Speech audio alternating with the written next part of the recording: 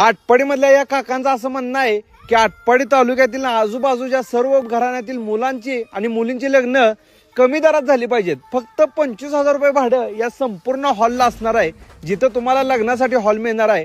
बाहेर लाख लाख रुपये भाडं चालू आहे. एकदम स्वस्त दरात तुमच्यासाठी हॉल घेऊन आले. रील शेवटपर्यंत बघा.